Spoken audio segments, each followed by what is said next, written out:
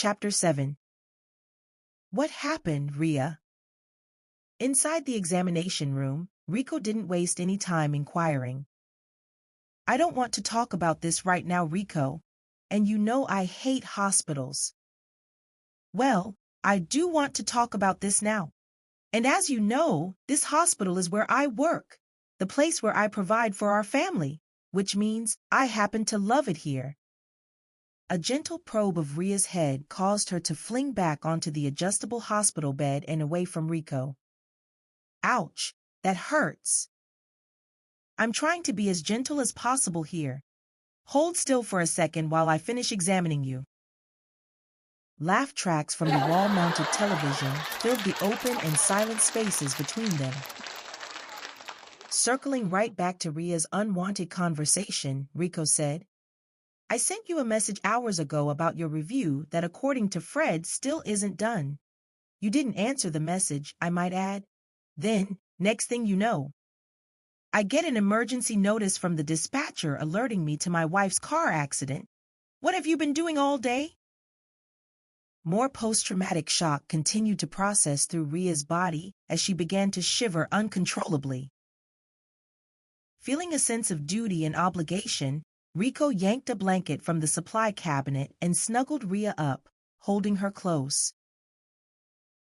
As a chief board-certified emergency room physician, Rico was not always available to take care of Rhea when she needed him. Early on in his career, this was a truth Rhea accepted as a byproduct of being married to medicine. However, this time, standing in his element, in his tailored-to-fit scrubs highlighting his muscular frame, he proudly accepted the role of Dr. Husband. With Rhea all warmed up, Rico stepped back to finish attending to Rhea's lacerations. Still, he was in relentless pursuit of some answers. He didn't allow Rhea's injuries to stop him from inquiring of her whereabouts. Based on what you told me, you left home earlier to finish the review. However, after Fred's call and now this accident, did you get it finished? Rhea's warmed body turned rigid and cold. Raising her voice, she asked, Are you kidding me right now? I've just been in a terrible accident. My head is literally pounding. And all you can ask me about is that stupid review and where I've been. Do I ask you about your daily whereabouts? Jesus Christ, Rico. Why is this so important to you anyway? The beeping of the blood pressure machine signaled to both Rhea and Rico she felt under pressure. Lower your voice now. Rico's eyes narrowed in on his wife in deep concentration. Listen to me, Rhea. Your success is my success, and so are your failures. Fred contacting me about your missed deadlines is a bad sign. When I was in my residency program, you were shaking things up. You were doing your thing. More importantly, you were holding us down financially, so I could focus on finishing the program. When the children came, you gave up what you loved for love. You sacrificed yourself for the stability of our family, and I'll never forget that. You of all people know what that means to me. And not only that, when your mom got sick and could no longer write for Fred, what did she do? She nearly guilt-tripped you and convinced you to take over for her. Now, was I happy about it? No. But you said you needed something to do aside from the kids. I was supportive and have been for all these years. Which is why I'm confused you're acting like my care and concern for you and your work is brand new. During Rhea's tenure, due to Fred's irresponsible leadership, there'd been times when in defense of his wife, Fred and Rico exchanged words. And let's just say, they were not the good kind of words. I don't know what's going on with you, but somehow you've managed to miss your assignment. You've been in this accident, which means you won't be doing any work tonight. Scratching at his beard and blowing out a huge sigh, Rico asked, Do I need to call Fred and let him know what's going on with you? Rico's clinical assessment of Rhea revealed rudimentary results. Nothing major. No, because you're going to bandage me up. You're going to take me home, or I'll catch an Uber and I'll finish the review tonight. I'm only here because you forced me here. Maybe I need to schedule an MRI scan for you. You might have sustained a more serious head injury if you think I'm going to let my wife ride home in an Uber. Rubbing the back of her neck, Rhea said, I'm fine, Rico, and don't you have to work tonight? I do, but my work schedule isn't important right now. You are. Pulling a swaddled Rhea closer, Rico kissed her cheek and said, Enough about all the other stuff for now. Are you okay? How do you feel? I feel okay. I'm a little sore and shaken up. But I'm fine, Rhea said, trying to convince herself and Rico. Entering Rhea's information into the digital chart, Rico said, You're all set. Let me take care of a few things and I'll be right back to take you home. Before you leave, can you please hand me my bag? Dang girl, it's a little heavy. Do you want the bag or do you need something out of it? Holding her hand out, she said, I really just want my phone, please. Reaching into Rhea's bag, Rico fiddled around until he grabbed her cell phone. Here you go. Sit tight and I'll be back in a few. Closing the door behind him, Rico watched Rhea light up while checking her phone. During the time of the accident and the emergency room visit, Rhea had several missed calls and texts. Mostly from Fred, but there was one capturing her attention. It was from Darius. It was great seeing you today and getting caught up. I hope to see you before I leave. Have a good night, Buttercup. Chapter 8. Heading up the stairs. With Rhea's bag on one arm and Rhea on the other, Rico said, I'm going to get you all settled upstairs and then make you something to eat. You hungry? Stopping him at the first step, Rhea asked, I think I want to sleep downstairs tonight. Do you mind? Not knowing where to look or go, Rico offered a slowed, okay. Placing her bag on the step, he turned to her and asked, Is there any particular reason you want to sleep down here? I'm tired, and if you leave for work in the middle of the night and I need anything, I'll already be down here. I guess that makes sense, but I told you, I'm not working tonight. Yeah, but I think you should go back in. I don't want to be a burden. I'm going to take a bath and go to bed. You don't need to babysit me while I sleep. I'll be fine, I promise. If I need you, I'll call you. Feeling let down, Rico yielded to Rhea's suggestion to return to work but said, Well, at least let me run you a bath and get you some food. Willing to accept Rico pampering her before going back to work, Rhea said, Okay, I'm good with that. While Rico prepared for Rhea. At the bottom of the stairs, she reached for her phone to reply to Darius' text. Rhea replied, It was great seeing you as well. I was in a car accident this evening. I'm not sure if we'll be able to catch up again before you leave. Off in the distance, Rico called out for Rhea to come to the hot bath he'd drawn for her. Sneaking the phone into her pocket, Rhea walked into Rico's new day spa as he'd created an amazing setup. I'm going to make something for you to eat. Let me know if you need anything, he said, closing the door behind him. With one foot in to test the water, Rhea recognized Rico had done well as the water temperature was perfect.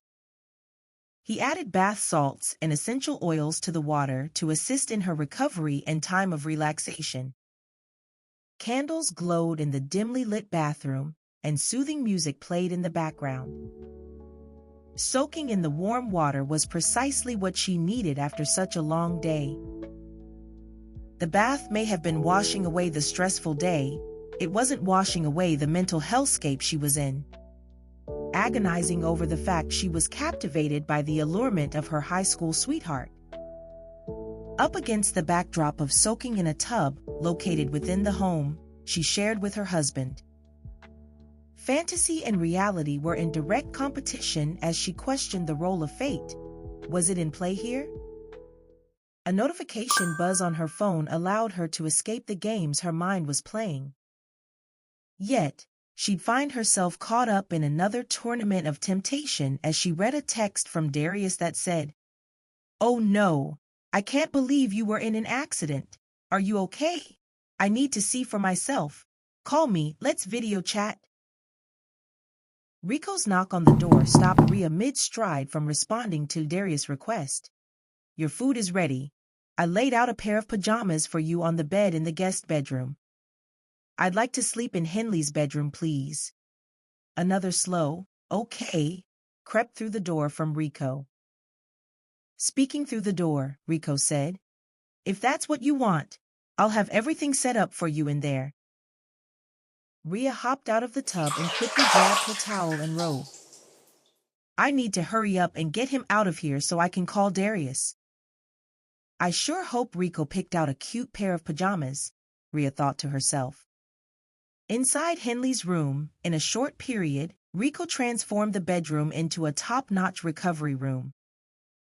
Rhea wouldn't have a need for anything while he was at work. Looking around the room, Rhea asked, "When did you have time to do all of this?" "Just now, but I don't think you know how long you were in the bathroom either. You were in there for a long time. I hope it made you feel better." Pulling the covers back for Rhea to climb in the bed, Rhea eased in and said, "It did. I feel much better, thank you." On the bed tray in front of her, Rico prepared dinner, dessert, and a cup of hot tea. "Wow, just what the doctor ordered. You're really doing it up tonight. Maybe I should get into an accident more often," Rhea said, laughing. "That's not funny. Please don't joke like that, Rhea. I don't know what I'd do if something happened to you." There were times Rico struggled with humor. He sometimes couldn't tell if someone was joking or telling the truth, ultimately making him quite uncomfortable. "Calm down, Rico. It was just a joke. Nothing is going to happen to me, and I'm fine now. You can go back to the hospital and finish your shift.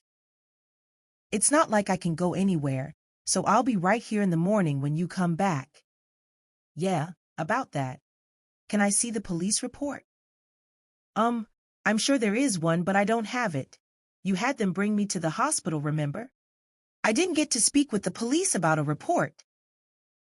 "Well, I guess we'll figure things out and the car situation tomorrow."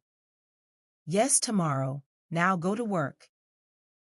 Leaning in to kiss Rhea on the cheek, Rico rubbed her arm and said, "Call me if you need anything, you hear me?" "Yes, sir, I hear you, loud and clear," Rhea said, smiling. Standing in the doorway, Rico turned and said, "Good night, Rhea. Sleep tight." Watching the lights on Rico's car back out of the garage, Rhea scarfed down the food and gulped down the tea, nearly burning her tongue. She hurried through the food so she could video call Darius. Interrupting her dinner, Darius sent another text. "Hey, are you going to call me or not? I want to see you and make sure you're okay." "Yes, I'm calling you now," Rhea replied. Rhea did indeed call, and they talked, laughed, and closed more of their 30-year gap for the next several hours. Their all-night gab session was disrupted by those same car lights that left previously. Rico was back home earlier than his shift at the hospital was finished. Making up an excuse, Rhea abruptly ended the conversation with Darius and told him she'd reach out later. As Rico tiptoed in to check in on Rhea, he was happy to find her asleep and resting. "Good, I'm glad she's sleeping," he thought. Tucked in and snuggled under the covers, pretending to be asleep, Rhea thought, "I don't know what's happening to me, but this ain't right." Chapter 9. One of the things Rhea didn't account for when deciding to sleep in Henley's room was the sound she'd hear from the street. The sound of the morning, a delivery truck in the driveway, served as a wake-up call. Peeking out of the window, Rhea spotted Rico outside talking to and shaking hands with the delivery guy. Accepting a set of car keys, Rico smiled and shook hands with the driver once again. Standing back, he smiled watching the guy maneuver the brand new car onto their driveway. This is insane. He bought a new car overnight, she thought. Using Henley's window as a front row seat, Rhea continued to watch the safe delivery of her new vehicle. With the car now delivered, the delivery driver handed Rico a gigantic car bow to position it where he wanted. This man is crazy, but I like it. Now I don't have to figure out how I'm going to get around today. I have things to do, places to go, and people to see, she thought. What she didn't want to say out loud was the thing she had to do, the place she was planning to go, and the person she was planning to see. During the video chat session with Darius from the night before, they discussed meeting up again.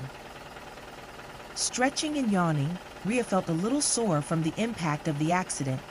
However, she needed to get up. Something needed to be submitted to Fred. Rico, with a sneaky grin, graced Henley's room door. Smiling and nodding, Rhea asked, "Why are you being weird?" Rico's mischievous grin indicated he had a secret of some sort. His high chin aligned perfectly with his puffed-up chest. "How do you feel this morning?" "I'm a little sore, but I feel okay." "Well, how'd you sleep?" "Are you serious right now, Rico?" Barely able to contain his excitement, Rico said, Okay. Can you put on some clothes real quick and come outside?"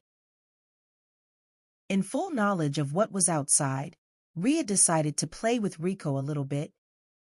"Outside? Why do you want me to go outside? You know I don't do outside." The two went back and forth for about 5 minutes until Rico grabbed Rhea by the shoulders. With booming laughter, he said, "Woman, will you please just get up and let's go outside for a minute?" The two laughed so hard at each other. Rico grabbed Rhea's hand. "Come on, we have lots to see and lots to do." Outside in the driveway, the morning sun met them, making Rhea's new car sparkle. Running her finger along the ridges of the hood, Rhea turned and asked, "You bought a car overnight?" In an uncertain tone, Rico asked, "Is that all you have to say?" I guess I'm just shocked you moved that fast and without offering me any say in the matter." Looking around in confusion, Rico said, "Rhea, this is the same exact car you've been telling me you wanted. I got the car, and now you're saying I didn't give you a say?" In search of a savior, in search of God up in the skies, Rico raised his hands in the why me position and said, "Dear God, make it make sense, because I have no idea what's going on here." Opening the driver's door, Rhea caught a fresh whiff of the new car smell, and deep down she smiled. For indeed, it was the car she'd been eyeing and wanted. From the exterior color to the interior cabin colors, Rico was right. "After I got back to work last night, I located the officers on the scene of the accident. They provided me with everything I needed. I contacted the insurance company and decided now would be a great time to pull the trigger on the car you wanted. I thought I was doing a good thing. I thought I'd make you feel better by surprising you. But it seems like it's a problem. Everything lately is just one big problem."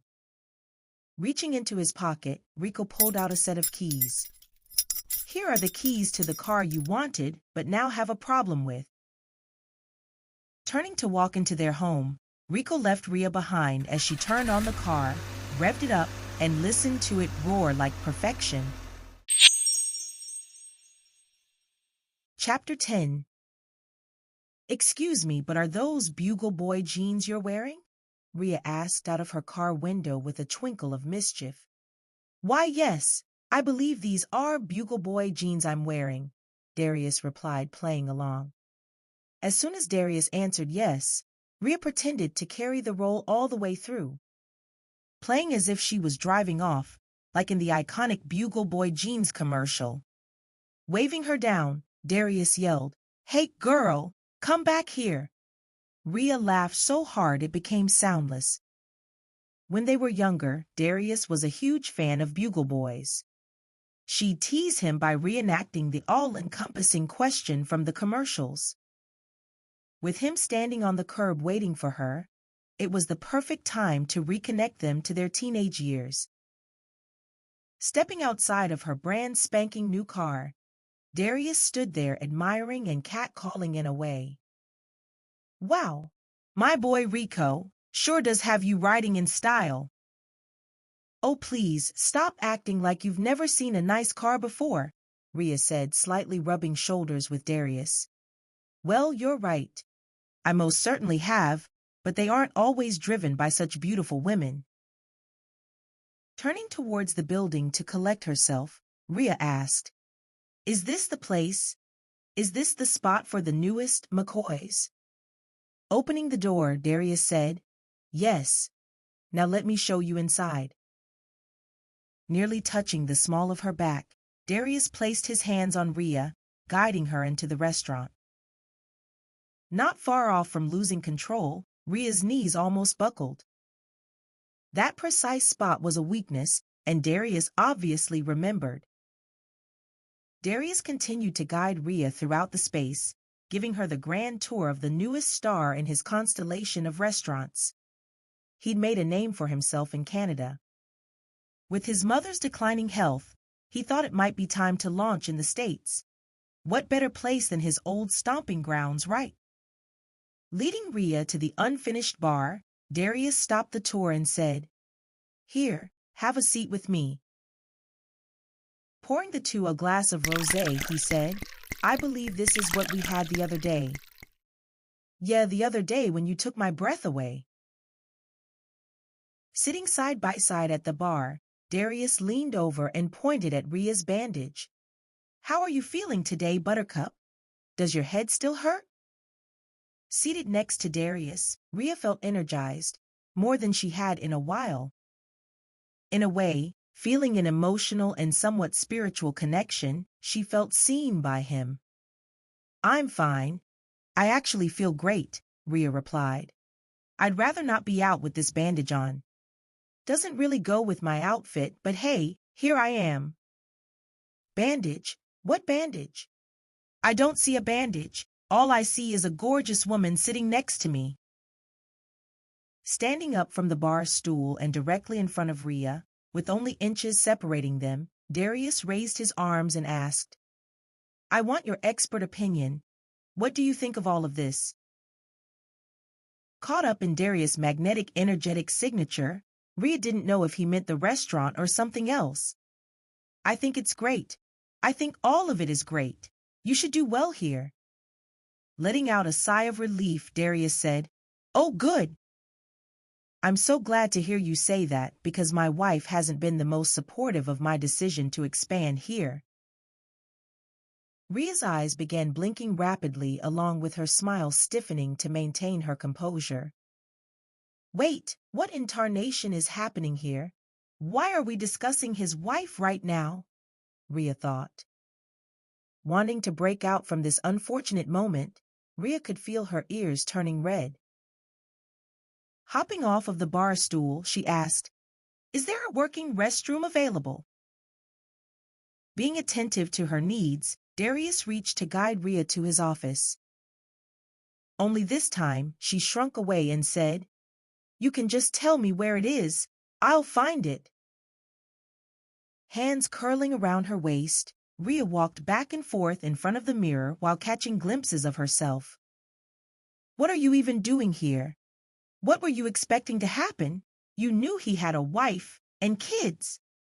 Just like you have a whole family, courtesy of a husband and a set of twins. Am I crazy? Did I read this whole situation wrong? He was flirting with me. I know he was flirting with me, right?" These were just a few of the thoughts running rampant in Rhea's mind. "Are you okay in there, Buttercup?" Darius asked, knocking on the door. "He seriously needs to stop calling me Buttercup. I need to get out of here, like right now. I can't believe I let myself get caught up in this. Yes, I'm fine. I'll be out in a second." Standing at the bar, Darius said, "There she is. Everything okay?" Examining her glass, he said, "You haven't even touched your rosé. Can I get you something else?" "You know, in about a month or so, I'll be back. I'd love to have you do a taste test of the menu. I'll be coming here more often the closer we get to the opening." Laying her hand across her chest, Rhea said, "I think I should get going. You can schedule an appointment at the office with our pre-release restaurant team. There's a whole team that handle those." Closing the distance in their personal spaces, Darius leaned in, grabbing Rhea's hand. "Hey, wait. What's going on? Here's the thing. I don't want anyone else. I want you." His eyes studied her. She hoped her face didn't betray her by showcasing the regret and shame she felt inside. With her hands falling away from Darius, Rhea shook her head at him and out of nowhere asked, "Why did you break up with me all those years ago, and why are you here now?" Seeking reconciliation, Darius reached for Rhea's hand again. Pulling her back towards the bar stool, he said, "Have a seat. Yes, I owe you an explanation. For many years, I've wondered about this very moment. Now that I'm here, it's not going at all how I pictured it. Anyway, so long story short, I had every intention of following through with the plan we had back in the day. I went to Canada because, if you remember, French cuisine was our thing. I'm really embarrassed to say this, but things didn't quite work out so well for me when I got there. I got robbed my first week there. I didn't have enough money to pay my rent. I was homeless within a month. I didn't tell anyone back home because everyone was so proud of me for leaving, so I pretended everything was going well. I was couch surfing with people from school, but that got old with the quickness. To make some money, I linked up with a guy who was boosting delivery trucks, and we'd sell the items that fell off the truck. Well, I got caught and spent about 3 months in jail while they decided what to do with me. As a young kid, and on my first offense, I was released into a pre-trial diversion program with probation. Part of my release was contingent upon me finding a job, but imagine trying to find a job with a record. Covering her mouth and lowering her head down, Rhea looked at Darius and said, "I can't believe you didn't feel like you could tell me this was happening to you. You were 17 years old, Rhea. What were you going to do? I needed you to not be disappointed in me." "I don't know," she said, shrugging her shoulders. "At least had I known, I wouldn't have been thinking the worst about us. I know, and I apologize for that. I could have handled the situation better. I want you to know it wasn't that my feelings for you changed, but my situation and circumstances did." "What do you mean by that?"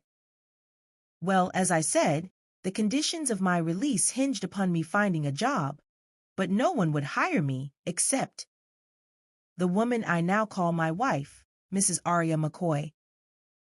"What?" "Yes, at the time, Aria managed her family's restaurant, and she was the only one who gave me a chance. She didn't let my minor setback get in the way of giving me a shot. She helped me get on my feet. She took me in, and you know, as they say, the rest is history. She's my partner in life and business. Without her, I wouldn't be here." "But what about now?" "What do you mean, what about now?" Flapping her hands all around, Rhea elevated her tone. "Are you kidding me? You know what I mean. Why does it seem like you've been trying to get close to me or something?" Easing in closer to Rhea, Darius explained, "Well, because I have been. I hope you understand. I didn't break up with you because I didn't love you anymore. Man, your first love, it cuts deep. Seeing you the other day reminded me of that. I think first loves tend to hold a special place inside. Yes, I do have a wife, and we have a beautiful life together. I would, however, love for us to be close again. I've never come across anyone like you before, Buttercup. You and I were supposed to always be together." Digging into her purse, looking for her keys, Rhea stood up and said. And on that note, I'm pretty sure it's time for me to go. Standing to leave, Darius blocked her path, grabbing her hands again. He was close enough to where she could feel the vibrations of his heartbeat through his fingertips. Closing their gap even more, he took them back to when they were younger. Rhea's twirl stopped directly in line with Darius' eyes. Touching her face connected her to be able to see deep into his soul. To see everything he'd ever done wrong and everything right. Rhea's face, set in a hard, gritty expression, released a command Darius knew to obey. I'm not doing this with you. Let my hand go and move out of my way so I can leave. But what about what I said? He asked. There were times when Rhea loved to make dramatic and over-the-top exits. This wasn't one of those times. She simply walked by Darius without saying a word and threw her hand in the air with a dismissive wave. Inside of her car, before starting the ignition, she sent a group text to her friends. Who's up for a girls' night out? I need to see my girls tonight. Stacy, the first to respond, replied, Count me in, followed by Danielle, who texted, Me too. Rhea replied, Excellent. Let's meet up at Lindsay's. Chapter 11. Oh yes, it's ladies' night, and the feeling is right, Danielle sang as she greeted both Stacy and Rhea. Looking around for seating, Rhea said, Apparently. It's a party here, party there, and everywhere, and here tonight. Lindsay's wine bar was filled to the brim with wall-to-wall customers, enjoying a nice evening out. How do you all feel about sitting outside? Stacy asked. This is perfect because boy do I have a lot to catch y'all up on. I need y'all to hear every one of these words, Rhea said. Plus, it's really pretty out here tonight. The decorative lights above paired well with the glow of the fire pit below, casting an intimate setting for the girls to have an extended chat session. Taking their seats, Danielle said, I think I saw one of the things you need to catch us up on. Did I see you drive up in a new car? Clapping Danielle on her back, Rhea replied, Yes, and did, Rhea said. Rhea's back-clapping overplayed her closeness to Danielle, prompting her to scoot over a bit. Everything's been all worked out from the accident? Did you ever find out what happened to the girl that hit you? Danielle asked. Rico is still dealing with the details, but for the most part, everything's coming together. All I know is, when she was arrested, they said she was still saying she needed to get to the restaurant. She kept saying she needed to meet her boyfriend because he was planning to propose. Shaking her head and laughing, Stacy said, Oh, bless her little heart, poor thing. Huddled together in their group, Danielle said, So, I haven't seen you all since we had dinner the other night. Thanks again for inviting us out, Rhea. That was a great night for us. Before Rhea could respond, Stacy jumped in and said, Hold on a minute. The first thing I want to know is, what in all the heck did the two of you have going on that night? What was up with all the buzzing talk all about? Flashing a radiant smile, Danielle said, Honey, if I tell you, you're going to have to try it. Are you sure you want to know? Offering a thumbs up, Stacy said, Yes, girl. I wouldn't have asked if I didn't want to know. Okay, you asked, so here you go. Before we left home, I inserted a vibrating egg and presented Jacob with a gift box while he was getting dressed. I told him to check his jacket pocket, and when he did, the box was there. When he opened it, you should have seen the look on his face. He was like, What is this?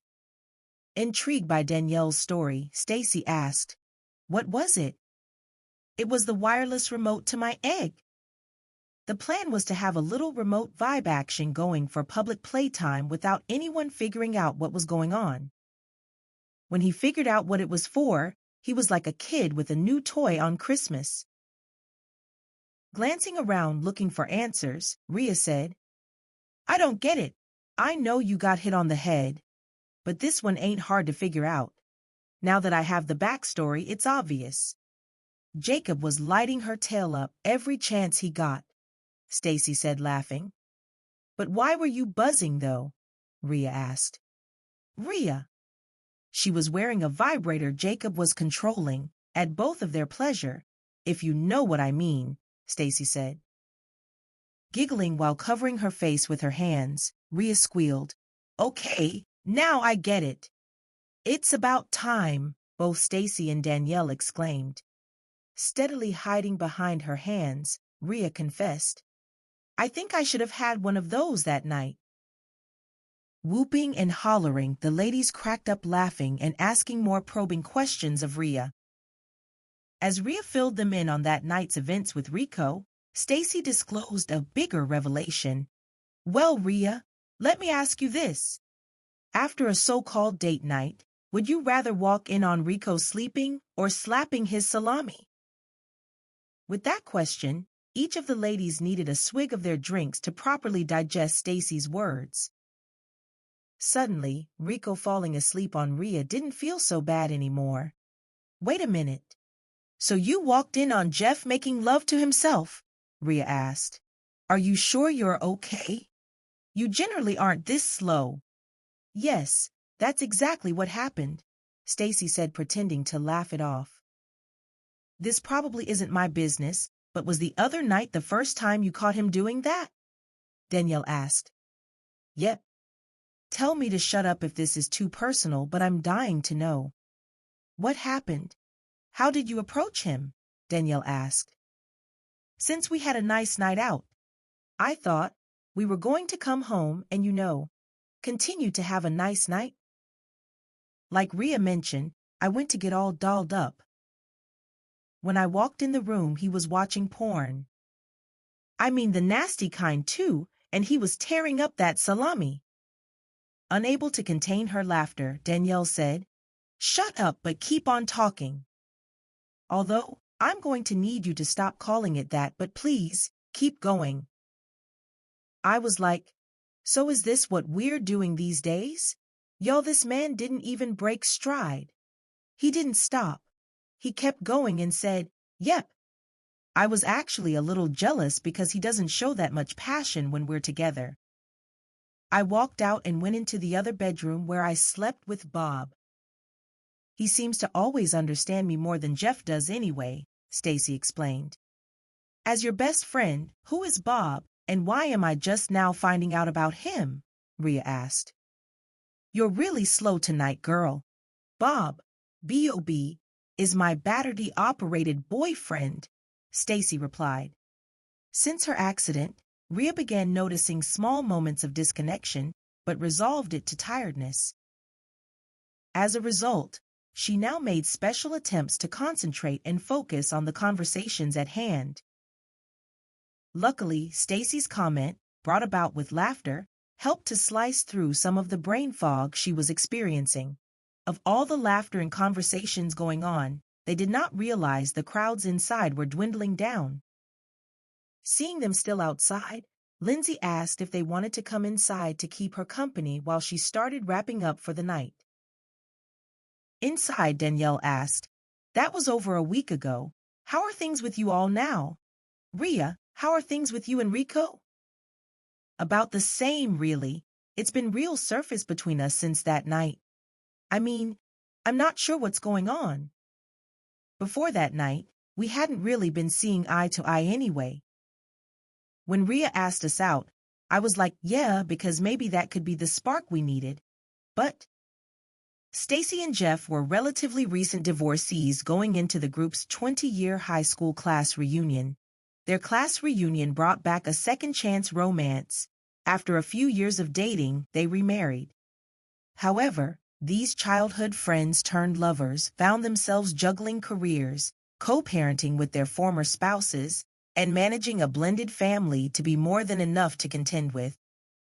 Throw in aging parents and the power dynamics shift again, adding another layer of intense pressure. Joking around with her friends was a cover for Stacy to conceal her true feelings about the incident. Internally, she was dealing with the presumption something was wrong with her. For Jeff to desire himself more than her, she was the problem. All sorts of ruminating thoughts plagued her, chipping away at her self-esteem and desirability factor. Having the spotlight shining on Rhea to share, she said, "That's one of the reasons I wanted to meet up with y'all. Things have gotten quite interesting since that dinner." "Did you ever finish that review for Old Crazy Fred?" Stacy asked. "Oh, thank God, yes. He was acting crazier than his normal crazy self about this one, but I'm glad it's done. With respect to what's going on with me and Rico, I don't know." Danielle scanned Rhea and Stacy and said, "Interesting. Another I don't know. Tell me, what do you know?" she asked. "We're obviously going through something right now, and it doesn't seem like we know how to get through it. But there's something I want to tell y'all. The other day, I was here trying to work on that crazy review for Fred, and you'll never guess who walked in here. Since I know you're not going to guess, I'm going to tell you." Taking a pause before the big reveal, Rhea looked at her friends and blurted out, "Darius." "Darius? As in Darius the real McCoy? Darius?" Stacy asked. "Yes, that Darius. That would be the one," Rhea acknowledged. Falling back onto her seat, Stacy said, "Oh my God, it's getting late, but I have to hear this." Danielle continued to keep a watchful eye on both Rhea and Danielle as Rhea relayed the events of the last several days and her experiences with Darius. "Oh, Darius, he's a slick one. How does that song go? I bet he has hoes in every area code," Danielle said. "He strikes me as that type, crisscrossing around the world still trying to be the cool kid." "How do you know that, Danielle? How can you say that about someone you haven't seen in over 30 years? Rhea quipped. Cutting the conversation short, Danielle said, "It's getting late and we all need to be getting home to our husbands. I want you both at my house tomorrow for brunch, so we can continue this conversation." "Do you mind if I join you ladies tomorrow?" Lindsay asked while locking up. By Danielle answering with a heavy silence, Rhea, sensing her hesitation, interjected and said, "She'll be my guest, Danielle. Is that okay?" Danielle was primarily closed off to people she didn't really know, especially closed off to inviting strangers into her home. She held true to the mantra, "No new friends." Reluctantly, she approved Rhea's request. As they all greeted each other farewell, she said, "I guess that'll be fine. Tomorrow. My house.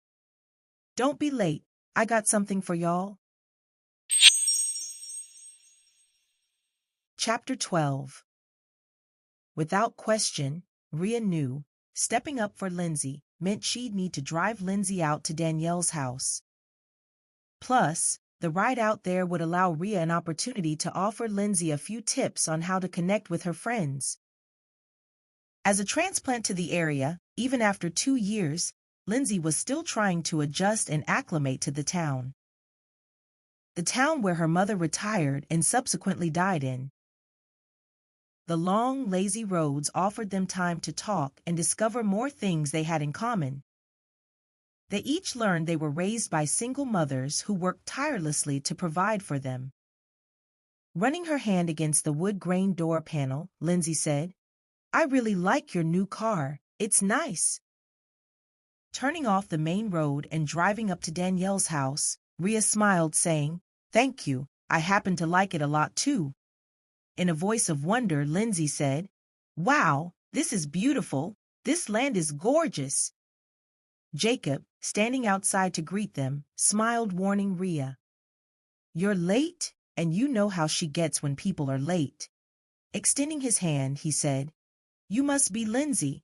I'm Jacob. It's nice to meet you. Welcome to our home. Danielle and Stacy are out back waiting on you two." Locked into the eyes of their gatekeeper, Lindsay extended her hand, saying, Yes, Jacob, it is very nice to meet you. Leading the women through their home, Rhea was pounced on by the pitter-patter of little feet. Stop that, boy. Get down, Jacob scolded. It's okay, Jacob. I haven't seen this handsome little guy in a while. He misses his Auntie Rhea. Seated out on a raised stonework area with an expansive view of the backyard, Danielle and Stacy looked up and said, "It's about time." "Quick to confess," Lindsay said. "I'm sorry, it's my fault we're late. Sundays are my only day off and I overslept." As an unintended peace offering, Lindsay handed Danielle a bag saying, "But I brought wine." Standing underneath the pergola, Danielle, echoing the sound of judgment, said, "I guess you've earned your keep." Accepting the wine, she approved of Lindsay by saying, "Welcome to my home." Jacob, turning towards the doors leading into the house, said, "I'll leave you ladies to it." "Thanks, babe, but can you take the appendage, the extra accessory Rhea now has on her arm, inside with you?" Rhea snuck one last kiss before Jacob reached in to relieve her. A mixture of sunlight and shadows filtered through the trees onto the table, highlighting the delightful selection of brunch items Danielle prepared. Just looking at it would cause anyone's mouth to water. Danielle loved cooking and feeding those whom she loved. Mostly everything she made was homemade and from scratch. There were times made-in-the-home items made an appearance. Always in search of feedback from Rhea about her food, Danielle asked, "Everything taste good, Rhea?" Chomping down and enjoying Danielle's fine cuisine, Rhea said, "I'm not working today." Nearly licking her fingers, Lindsay replied, "Well, I think this is probably some of the best food I've ever eaten." That's all she's trying to hear anyway. Danielle knows her food is good and only wants to hear it's good, Stacy explained. Tossing a napkin over at both Stacy and Rhea, Danielle joked and said, "Oh hush, I can't stand either one of you." Setting her plate aside, Danielle continued, "Speaking of, I'm ready to dig into you too." "Why do I feel like we're in trouble or something? Like we're in the hot seat?" Stacy asked, looking between Rhea and Danielle. "I'd say you are in the hot seat. Given your associations and the things you've done with the Bobs and Darius of the world." "Yes, hot seat," Danielle criticized with a wink and a sly smile. Distancing herself from any wrongdoing, Rhea waved her finger back and forth. "Oh no, I didn't do anything with Darius. However, it sounds like Stacy definitely does things with Bob." The entire table erupted into boisterous laughter, courtesy of Rhea. Re-establishing order to the group, Danielle affirmed, "All jokes aside, I wanted you all to come out here today because I didn't like what I was hearing last night. As my girls who are married to my homeboys, we need to fix this." "How are we to fix something we don't know is broken?" Stacy asked. "Good question, but before I try to answer that, let me ask this. Rhea, when was the last time you and Rico made love?" Danielle inquired. Scrolling through her mind to locate the answer, Rhea sucked in a quick breath, shouting, "Oh my God, I can't even remember the last time." "If I had to guess, I think it was during the twins' graduation time." Staring down her nose, Danielle said, "Graduation, really? Are you crazy? You mean like 5-6 months ago? The twins have been gone for 2 months already. You and Rico should be running around the house butt booty naked, having the time of your lives. Instead, you're about to mess up something, fantasizing about old flings. And don't think for a moment, other women aren't waiting in line to snatch up men like Rico and Jeff." "Same question for you, Stacy. How long for you and Jeff before you saw him at the meat store?" "I'm sorry, I couldn't help it." Danielle laughed. "Not as long as Rhea, but it had been a minute, a couple of weeks at least. Whenever we have our kids, it's always something." This kid needs to go here, that kid has this practice, another kid has this event. It's nonstop, and none of them seem interested in driving. I'm all over the place, and I'm tired. On the weeks they aren't there, one would think that'd be our time. Here lately, we've apparently been doing our own thing. Switching her attention, Danielle called on Lindsay. Are you married, Lindsay? Shifting in her seat, Lindsay answered, saying, No, I'm not. Personally, I don't believe in the construct of marriage. My partner and I have been together for about 5 years now, though. Danielle's slow, disbelieving shake of her head followed. Back to my friends, then. And by the way, I happen to love being married. Yes, ma'am. Rhea, I want to take you back to the dinner the other night. You were talking about the stories we tell ourselves and the connections we make. Do you remember that? Waffling her hands up and down, Rhea replied. Kind of. I remember most of it. I took to heart what you were saying and have been thinking about it a lot. So now tell me, what story have you made up in your mind regarding the night he fell asleep? Specifically, what association did you connect to the incident, making you so open to Darius? Rhea crossed and then uncrossed her legs while flipping her fingers through her hair. I don't really know. I mean, all I know is, I felt rejected, and I've been feeling rejected by him for a while now. With respect to Darius, honestly, it felt nice to be noticed, to be needed. The kids are gone, and it's like I'm uncertain about what's next for me. Rico and I barely talk. It's been high and by. We're not laughing. We're not connecting. It's just been. Rhea hadn't shared her insecurities with anyone. It felt good to release some of her struggles.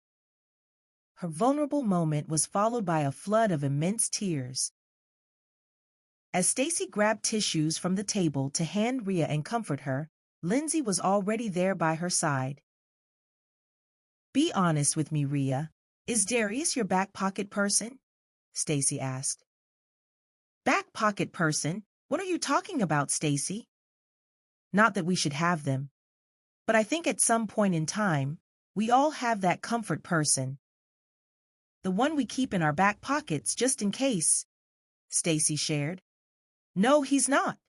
I swear to God, he literally showed up the other day, seemingly out of the blue. I hadn't seen or heard from him since he left 30 years ago. All right, Rhea. I've been married longer than all of y'all put together. Well, except you, she said, pointing to Lindsay. I know over the years, you and Rico have weathered many storms because that's how life works. But this time, you're both grieving the loss of what your life was like with the kids. Have you even talked to Rico about how he's been feeling since the twins left? The two of you are over here struggling. But based on what Madison has shown me on social media, the twins are off living their best lives. Ooh, Jesus. Wiping her nose, Rhea realized she hadn't, but then asked, No, I haven't checked in with him. Has he said something to y'all? You are aware men talk just as much, if not more than women, right? All I'm going to say is, he's hurting too, and why haven't you thanked him for that car yet? Without any visible provocation, Stacy lashed out, saying, You think because you've been married the longest and now wearing vibrating panties, your marriage is perfect? You think this now gives you the right to try and tell us about our marriages? Oh my, I can see I've obviously hit a nerve. And no, my marriage is not perfect, far from it. I mean, come on. I was a military wife for 20+ years. I've moved so many times in my life, I've lost count. The needs of the military always come before the needs of the family. My marriage has endured more than most. You think you're the only ones who've questioned whether monogamy is real or can be achieved? No, you're not, because yes, I've experienced this. Hear me and hear me well. Cheating solves nothing. Truth be told, it makes things worse. It only takes the pressure off temporarily, and it's generally never worth it. Both Rhea and Stacy tugged at their clothing and adjusted their wedding bands on their fingers. You think Rico falling asleep on you the other night made you feel sad and lonely? Try living through deployments and wars. Try living alone and through your spouse missing special moments like holidays, birthdays, the birth of your child. Imagine missing the person you love the most so intensely it manifests itself as actual pain. I'm sorry, Danielle. We all know I'm over here projecting and being defensive because you're preaching on my street. I'm trying to fight the feelings of, how is it possible I could be heading into another divorce? Honestly, I feel like I'm in a relationship by myself. I never signed up to be a single wife.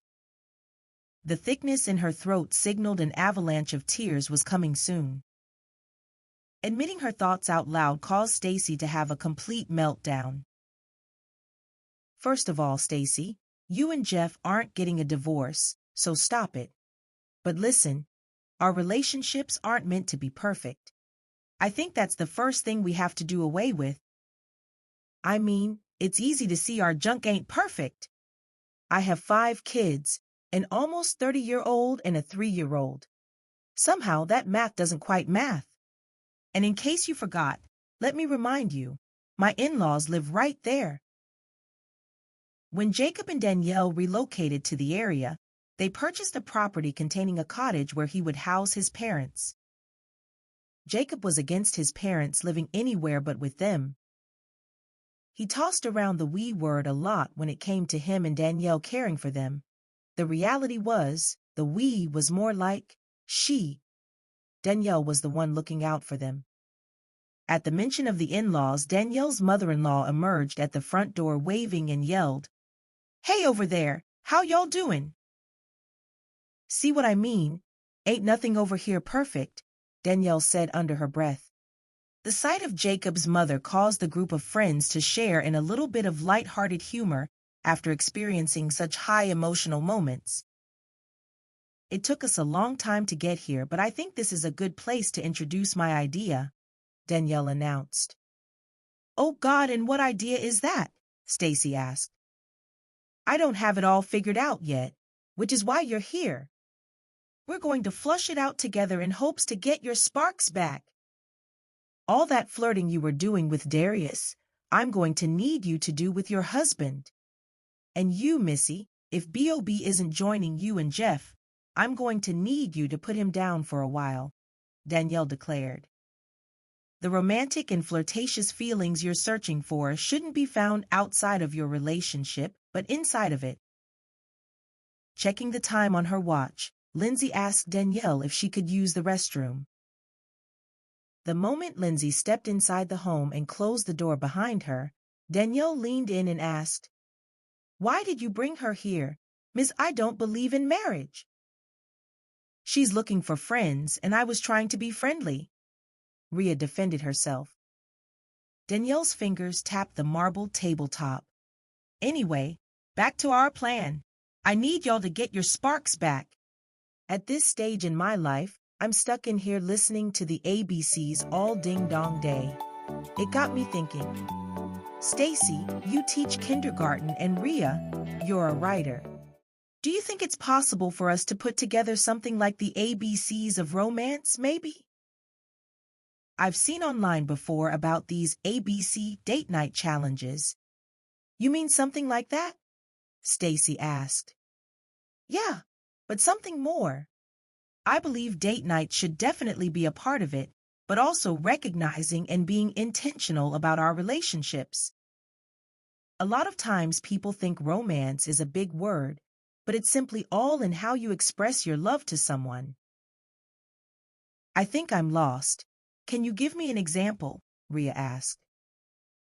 Giving Rhea a side-eyed glance, Stacy suggested, "Well, like, say for instance, your name starts with an R, so when we come to that letter, you'd pick a date associated with R words." Expressing interest, Rhea chimed in saying, "You mean like roller skating, rock climbing, etc., etc." Exactly, and here's the thing. It doesn't have to cost money or take a lot of effort to become intentional. Taking modest, deliberate actions each day will help to improve our relationships. To me, that's being intentional where your relationship is concerned. Little things done intentionally each day add up to create the greatest vision you can have with your partner. But the alphabet, Danielle, has 26 letters. That's 26 ideas. Will we do this daily, weekly, monthly, or what? Stacy replied. Yes, I'm aware the alphabet has 26 letters, Stacy. I do think it may be too much to do daily because of the respective stages y'all are in. Let's plan for weekly. However, you know that means we have to be committed to this for the next 6 months. Hopefully, these next 6 months will set us up to make our love last a lifetime. Are y'all in? Feeling a little inspired, Stacy said. I'm in and I like it. I like it a lot. What about you, Rhea? Well, of course I'm in and I love the idea. In joining the group again and overhearing Stacy, Lindsay interjected and asked, What are we loving? What did I miss? Very quick-witted, Danielle quipped, Nothing you'd be interested in. Zeroing in directly on Rhea and Stacy, Danielle continued, And my dear sister friends, I have to add one more thing. I believe this is going to help with Stacy's B.O.B. situationship. I've lived all over the world. One thing I've consistently noticed, no matter where I am, is for the most part, women will not tell their man they're a terrible lover. Stacy sat blank-faced as she desired to fade into the background because she knew all too well Danielle was on point. They'll either go along with it, fake orgasms, or not have them at all. Rhea's eyes widened and slowly resolved. OMG. Listen, my grandmother had 12 children, was married for longer than I've been alive, and confessed to me she'd never experienced one before, Danielle replied. Circling back, she said, Oh, but when someone like a Darius comes along, women will lose all their senses and do just about anything to get some of that. This is why I think it's our responsibility to let them know what we need. So, as we're being creative and intentional, we need to add some type of activity geared towards bonding and creating intimacy. Now, intimacy just isn't physical, but it also includes spiritual and emotional aspects. For the remaining part of the afternoon, the ladies hashed out the details of their plan to flirt more with their husbands and invite romance back into their lives. It's up to us, ladies. Just because we're in long-term relationships doesn't mean we can't have sparks flying, flirtatious moments, and multiple doses of romance. We must change the narrative and protect what's ours. God has blessed us with amazing men. Even the Bible admonishes us to bond and keep the peace, Danielle proclaimed. Footnote 2. With renewed hope, each of the ladies looked at each other and around Lindsay while Danielle shouted, Are you ladies ready to flirt with your husbands and have some fun? If you're ready, let me hear your answer by saying, I'm in. I'm in, Rhea announced. I'm in, Stacy shouted. 2. Ephesians 4:3. Try your best to let God's Spirit keep your hearts united. Do this by living at peace. CV. Chapter 13. Letter A. Rhea and Rico. Hey Rico, what are you up to? With his eyes steadied on his computer screen, Rico replied, Not too much, just surfing the web. Standing over his shoulder, Rhea peeped in and asked, Are you looking for anything in particular? The kids asked me for these shoes they wanted, some limited edition shoes they believe they must have. Finding her way to the seat in front of him, she asked, Do you have a minute? I want to run something by you. Responding slowly and checking his watch, Rico closed down his laptop and said, Sure, what's up? Rhea placed her hand over her rolling stomach to slow down her nerves. Well, I was wondering if you're free this afternoon. There's a new tea room I'd like to check out, and I was hoping you'd join me. What time are you talking? Now, later, never. I mean, it's up to you, whenever you're available. And you need me to go with you to this tea room? Fidgeting with the pens on Rico's desk, she smiled and said, Yes, I think it'll be nice. I want you to go. Rico didn't answer. He only provided her with a silent stare. Wrinkling his nose as if he smelled something fishy, he said, Let me order the shoes for the twins, and I'll be ready to go. Okay, perfect. The ride to the tea room was short, but it felt like the longest ride ever. Neither one of them said much. The most talkative voice in the car was from the turn-by-turn driving instructions. Admiring the exterior, Rhea said, Oh, it's so cute. Before they walked in, Rico stopped her and asked, Is this a work gig? No, Rico, it's not. They have a whole afternoon tea experience I wanted to check out. If the bold letters TEA on the walls didn't welcome you in, the greeters shouting, Welcome in, are you ready for an experience, surely did. Well, if this ain't the cutest little place. What do you think so far? Rhea asked. Adding a pounding fist to his chest, Rico said, I tend to go for more manly type foods and less pink, but hey. In a way, it reminds me of the little tea parties I used to have with Henley. Hearing Rico say that dropped Rhea right back into those memories. Remembering Rico succumbed to Henley's requests for tea parties and indulging her without hesitation warmed her heart then and now. She didn't have that growing up. She didn't have the daddy-daughter tea parties because she never knew who her father was. Reminiscing about the tea parties brought a lightness to their conversation. It opened them up to more conversations and memories, ones that made them laugh. You know, Rico, there's a lot I want to say and need to say to you. More than anything, though, I just want to say, I appreciate you. Before he could answer, the tea sommelier graced their table to answer questions, offer recommendations, and take their order. We're going to have the full experience, Rhea announced. Excellent, we'll get that right out to you. Returning her focus back to Rico, she said, In talking about the kids, I realize, with them being gone, I've gone a little cuckoo for Cocoa Puffs. I haven't been myself. I want to apologize to you for not being as present as I should have been. Getting in my own way and trying to figure out how to adjust to them being gone, I forgot what's really important, and I'm sorry. Well aware of his outward appearance of strength, Rico was struggling inwardly with how to respond because his wife's words weakened him. He'd been waiting for her to acknowledge him, and for her to do so meant a lot. Although he wasn't ready to recalibrate his manliness and let her know that yet. Nodding his head, he said, I hear you and I accept your apology. That's it? That's all he has to say? Rhea thought. The tiered presentation of delectable treats beautified their table with their loose-leaf tea selections.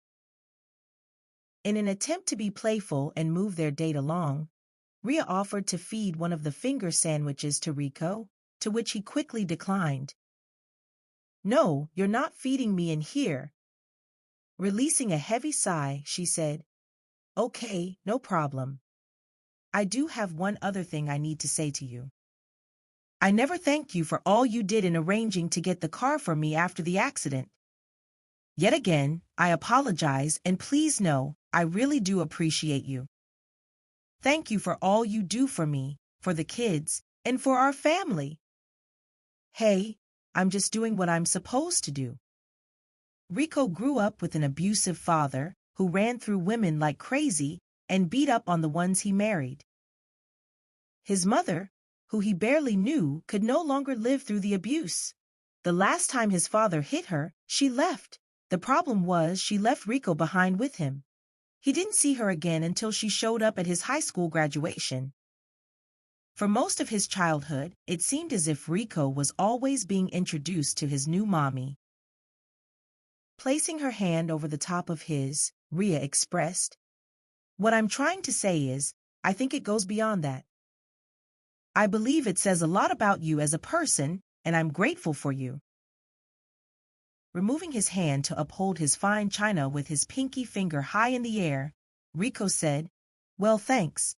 I appreciate that." Chapter 14. Hey Rhea, I know we're supposed to meet up on Sunday to discuss our went wells and next times. But you crossed my mind and I wanted to call and check on you and Rico. How'd your A-date go? Screaming for a release, she said, "Girl, I don't know. I guess it went all right. See what I did there? I used an A word." "Oh Lord, what happened?" "I chose to invite him to an afternoon tea date. I apologized and told him how much I appreciated him. And what? That's it. That's pretty much all that happened." "I heard about that place. How is it?" "Oh now, that was fantastic. From the food to the ambience, the decor, I mean, it is just the cutest. For a minute, I thought we were having a great time." But he was very guarded and acted like what I said was jibber-jabber or something. Danielle shared, "I've always said, all those pageants your mom made you do as a child has you absolutely out of touch with reality. Rhea, you have been distancing yourself from this man for months. Not to mention, you were skinning and grinning in the face of another man last week. We're on the letter A, the first one, out of 26. If he's still guarded once we hit Z, then that's something to consider, but not at the first try, dear heart." "I guess you're right. I really don't even know what I was expecting to happen. I can tell you, you were expecting butterflies, unicorns, and rainbows. I remember one time when we were overseas, and Jacob and I were really going through it. He wasn't even there most of the time.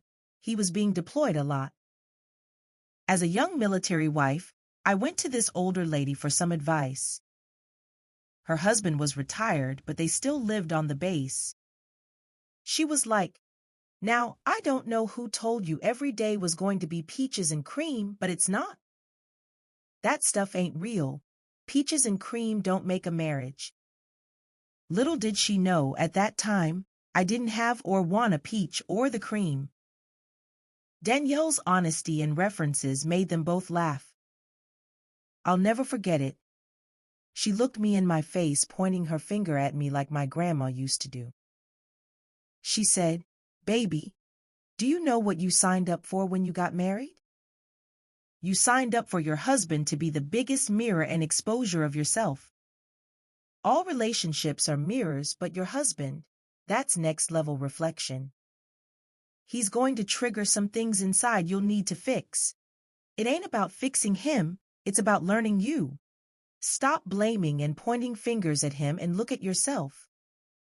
That lady told me to go put my big girl panties on and figure things out.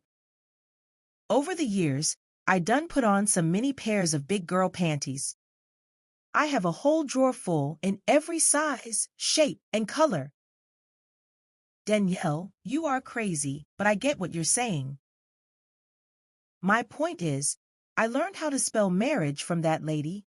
Do you know how to spell it?" M-A-R-I-G. No, it's spelled W-O-R-K. And you have to be willing to put in the work, not just for your partner, but also for yourself. I will say, though, people talk about relationships being hard work, but recently, we've had a shift in our perspective. And what perspective is that, if I may ask? Your relationship will work if you work it, that's for sure. We stopped looking at it as hard work, like blood, sweat, and tears kind of work. We started looking at it from the perspective, the work we do is a labor of love. Plus, I honestly don't think relationships are hard. I think people are. That's another story for another day, but I digress.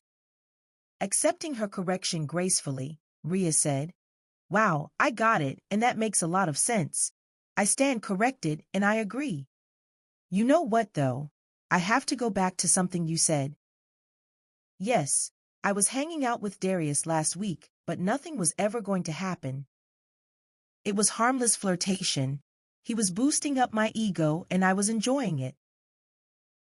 Rhea, you said yourself the only reason you walked away was because he brought up his wife. Who knows how long this would have gone on had he not? Most people don't wake up one morning planning to cheat. It's a slow dance of seduction, escapism, and fantasy. You think you weren't planning to do anything, but the devil always takes you farther than where you planned. It starts out with a little innocent flirting, then that little spark turns into a full-blown blaze that can get you burnt up. I'm glad that's over and behind me. It's out of my system, and I shouldn't have to worry about Darius anymore. Let me ask you something. You agreed to the challenge, but what do you hope to accomplish out of it? Do you know what you want out of your relationship, out of yourself? Rhea's search for an answer was rather shallow. Upon that realization, she said, I don't know. Well, there you have it. That's your real starting point, because these are things I think you should know. I do know one thing. I know I love him. It's going to take more than love, my friend, but I am glad to hear you say that. All in all, you see what I just did there? Danielle said, laughing. All in all, it sounds like to me, considering everything, you did have a great start today. Did you grab a picture? Snapping her fingers, Rhea said, Shoot, I forgot that. It's all good. You'll make up for it. Be encouraged. I believe with each one, it'll get better. You all are in a bending season, not a broken one. Focus on giving each other reasons to allow your love to start flowing again. Hey, I have to go. Your godson is terrorizing the dog. Good night. We'll talk later. Good night, and Danielle, I really do appreciate you. Chapter 15. Letter B. Stacy and Jeff. Standing in the kitchen, hovering over the stove, Stacy rushed to try and make dinner for the kids, 5 teenage boys. She had 2 from her previous marriage, and Jeff had 3, and this was their week to have the kids with them. Stacy missed the first week of the challenge due to Jeff being out of town for work. She was hoping to get started this week, even with the kids around. The sizzling sounds of the pots and pans along with the smells of the dinner filling the room drove one of the kids into starvation mode. I'm hungry. When's dinner going to be ready, Mom? Matthew asked, the youngest of the bunch. Maddie, I know you see me in here cooking. I'm going as fast as I can. Managing all 4 burners, Stacy carefully glanced at the clock, checking the time as Jeff still hadn't made it home. He said he was coming home early and he's still not here yet. I still haven't asked him about going out, so I hope he makes it home soon, she thought. Stacy, after dinner, can you take us up to the mall? Jeremy, Jeff's oldest, asked. Don't you all have homework? We're doing it now. We should be done soon, right, guys? All of the kids at the table looked up smiling and in unison said, Right.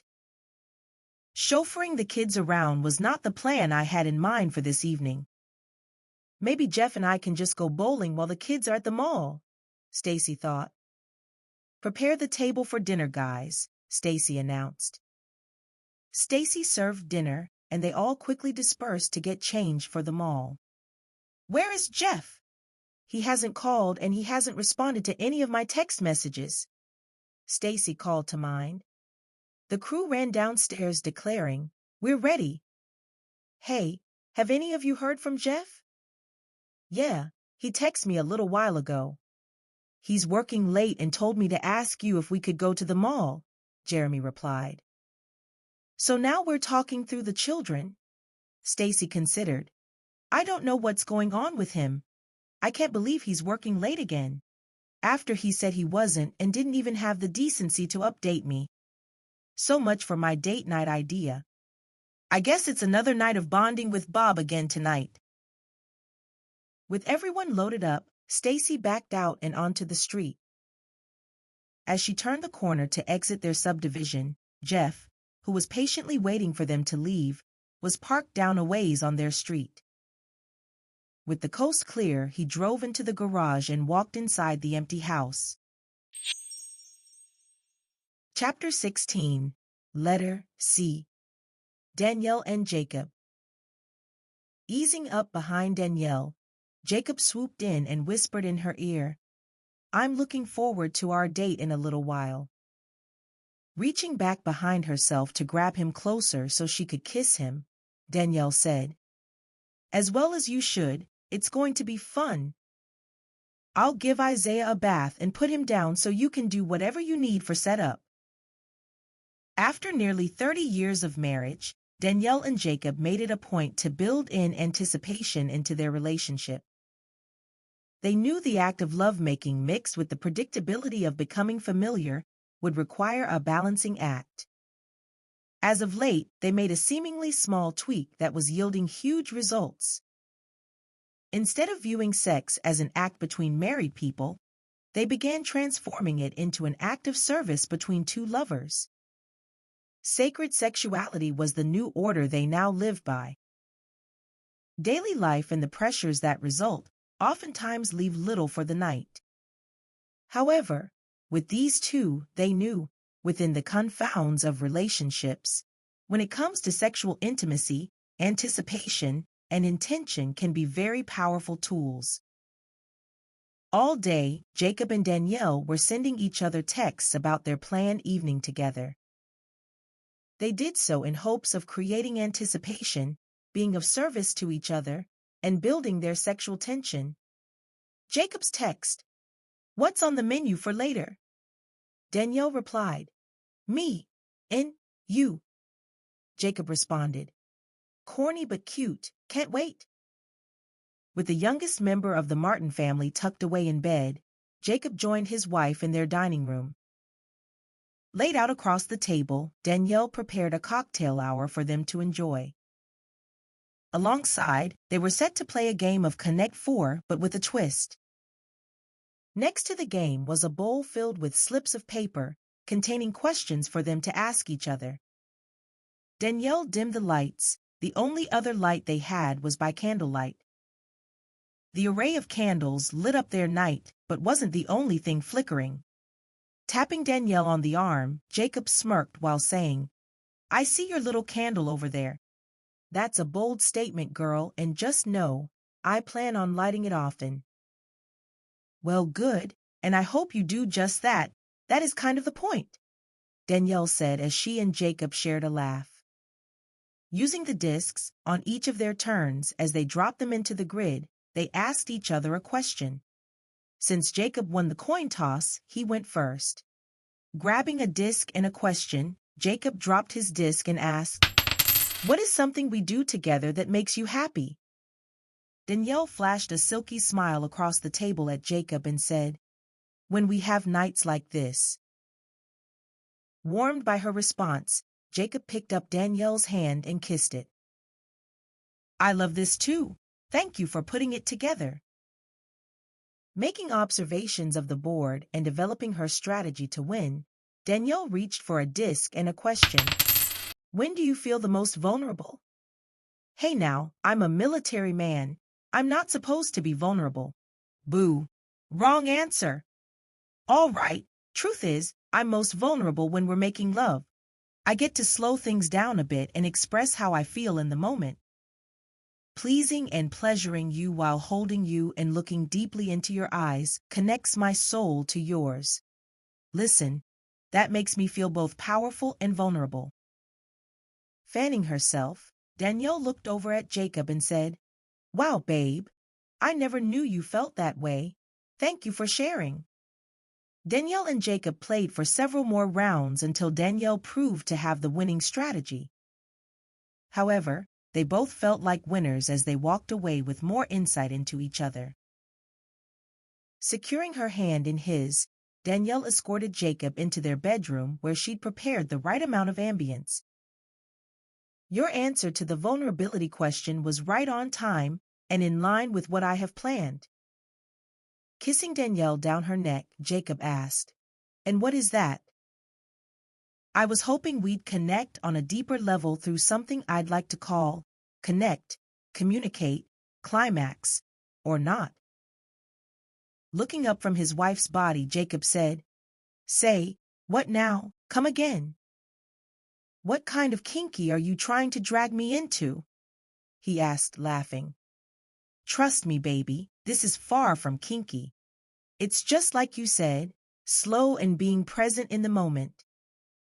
The only difference is an orgasm is not the goal here. It's all about forming a more intimate connection together. We're going to connect, we're going to communicate, and we're maybe going to climax. If that ain't the goal, I don't see the need. Hush up, silly. You and I have been together for a long time, so to keep things right and tight, we need to talk about it. Everyone knows great relationships are built upon great communication. If we want to keep this fire burning, well, the logs we toss are doing things like this. Here, watch this." Danielle reached for Jacob's hand and placed it on her heart, and she did the same to his chest. "Can you feel my heartbeat?" "Yes." "Okay. So let's just stare into each other's eyes while connecting our hearts. Don't say anything for the next 2 minutes." With their hearts fully synchronized, Danielle's hand moved from Jacob's heart up to his face, luring him in for an extended kiss between her soft lips. "You see, we're here for all night. We're here for the slow burn. We're here for the torture that promises to be sweet." Crooking her index finger, she beckoned Jacob to some preliminary agony without release by experimenting with both hot and cold elements. As good soldiers, every hair on Jacob's scalp rose to perfect attention. Whatever preconceived notions he had were now obliterated. Danielle made sure to put his scattered thoughts about the 3 C's to rest, causing him to melt into a pool of liquefied lust. Throughout the rest of the night, Danielle led them through hot and heavy sensual exercises as they answered highly sexual questions designed to connect them more intimately. Flirting with the ideas of anticipation and delayed gratification, their prolonged activities triggered each of their skin cells quicker and every neuron to explode. Unsure how Danielle pulled it off, but Jacob lost sight of his original goal, enjoying himself tremendously. When they did decide on a mutual release, it was the greatest goal they'd ever achieved. To the point, Jacob asked, "What is the letter for next week?" Chapter 17. Letter D. The guys. "Swoosh! That cut through like butter, baby," Rico yelled across the court. Running down the outdoor court, Jeff maintained control of the ball until he took a shot at the net and the ball bounced against the backboard. Clearly defeated, Jacob shouted, "Suck it up, baby. Let's keep pushing." Playing at their old stomping grounds, Jeff, Rico, and Jacob engaged in a game of basketball on the courts at their old high school. With the winning point on the line, Jacob slid in with a crossover move and slapped the ball far enough away from Rico.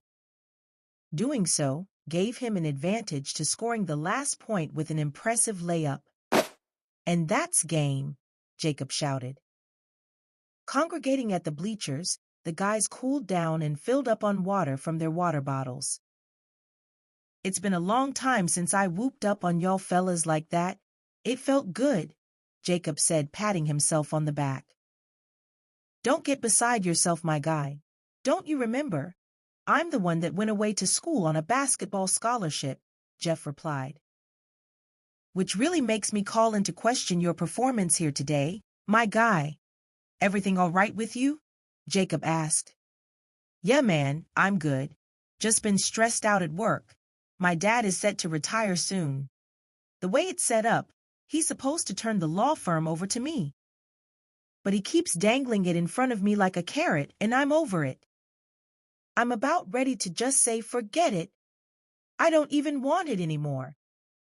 Maybe I'll go and start my own firm or team up with someone else. I don't know. Please explain to me why you would make a dummy move like that. The good thing is, you already know it's yours. Why not just wait it out? Rico asked. You've spent your whole life waiting for this. I'm sure your old man will turn it over eventually. Yeah, I guess you're right. It's really frustrating when I know I've busted my behind to do everything he's wanted me to do, and he's still dragging his feet. I'm sure he'll come around soon. Hang in there, brother, Rico said. Plus, Christy is driving me crazy. She knows what I'm up for and is trying to get more and more and more and more. Christy Langston, the former Mrs. Jeff Langston, the spousal choice of his parents and their continued choice, was unwilling to release her position within the Langston family. Even after years of being divorced and them both being miserable throughout their marriage, Christy spent considerable time strategically planning how to remain relevant in Jeff's life. Whether it was making unreasonable demands surrounding alimony or co-parenting responsibilities, she was hanging on for dear life. That's tough, man, and my advice, don't fight it, or her. Technically, you only have a few more years left to deal with her. Anything she's asking for ain't going to make or break you, Rico advised. Standing to stretch, Jacob asked, Y'all want to go for another round? I don't have a lot of time left to play. I have to get home shortly. Rhea has something planned for us tonight. She's been suggesting these little things we should do for the last few weeks, and it's been nice. Yeah, man. Danielle told me she and the girls came up with this plan to do something romance-related with each letter of the alphabet, Jacob explained. So this is a group thing? Rhea, Danielle, and Stacy are all doing this? They came up with this? Rico asked. Staring down at the ground with a blank look, Jeff looked up and said, I don't know anything about it. Nothing like that's been going on where I live. Tapping his beard, Rico said, It's all starting to make sense to me now. Rhea hadn't told me about the plan either, but I think I like what I'm hearing. Hey Jeff, man, what's going on with you and Stacy? Y'all good, bro? Glancing around as if he was looking for answers, Jeff replied, I couldn't tell you. Even amongst his best friends, who were more like brothers, Jeff found it difficult to share the truth. How have you been enjoying the activities with Rhea? Jacob asked. It's like I said, she's been doing these little things. At first I wasn't feeling it. That's only because we've been a little distant, but I can tell it's bringing us closer.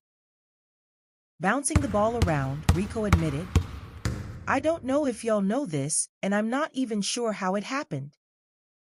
Yeah, but Rhea and I have been sleeping in separate bedrooms for the last few weeks. What? Why? Was it because of the accident? Jacob asked. I think that's how it started, but she hasn't come back to our bedroom yet. And the accident was about a month ago? Jeff asked. Yeah. Man, you better get your wife back in your bed, Jacob said, laughing but totally serious. You don't want to leave her out there open and vulnerable. Do you know what I'm saying? I know, we've been in a weird space lately. That's why these little activities she's been coming up with have been helping us out. Since she hasn't said anything, I haven't said anything, and by us not saying anything, more days keep going by. Counting on his fingers, Jacob called out, This week's letter is D, and you know what D stands for, right?